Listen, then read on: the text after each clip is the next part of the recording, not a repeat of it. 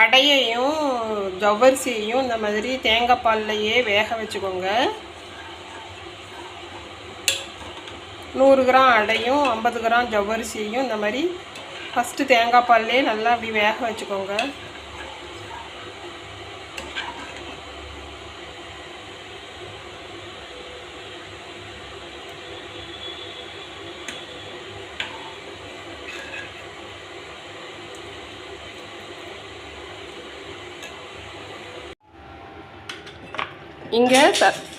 இங்கே சர்க்கரை பாகு நான் இப்போ ரெடி பண்ணி வச்சாச்சு. இப்போ இந்த கரண்டி போட்டு அடுப்பை ஆன் பண்ணிக்கலாம்.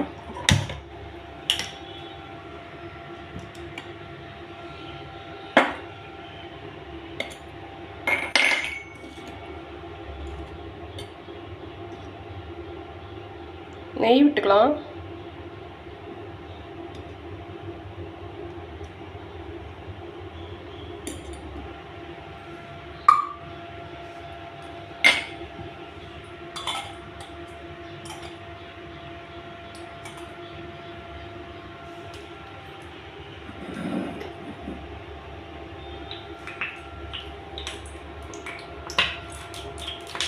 நெய் காஞ்சதும் கிஸ்மிஸ் பழம் சேர்த்துக்கலாம்.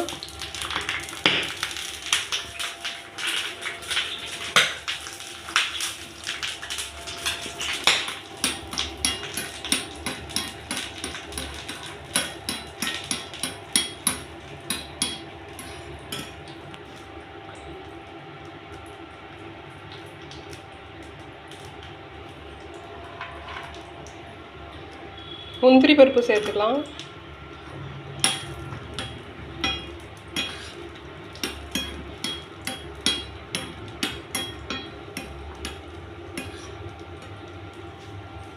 கூடவே இந்த குட்டி குட்டியாக நறுக்கி வச்ச தேங்காய் சேர்த்துக்கலாம்.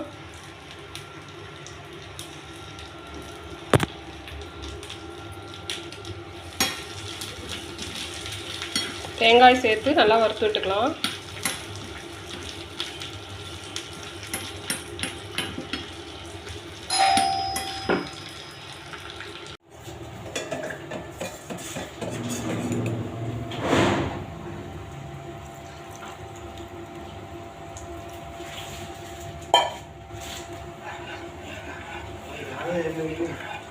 தட்டில் விஷ்ணு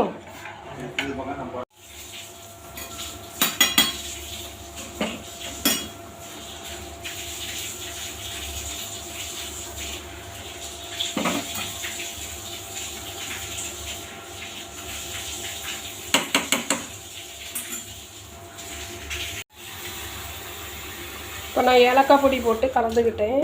அது வீடியோவில் கட் ஆகிருச்சு.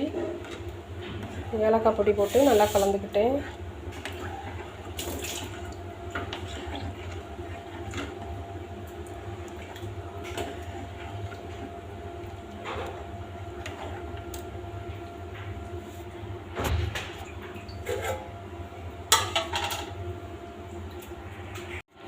இப்போ நாம் முதல்ல எடுத்து வச்ச நல்லா திக்கு பாலை ஊற்றிக்கலாம்.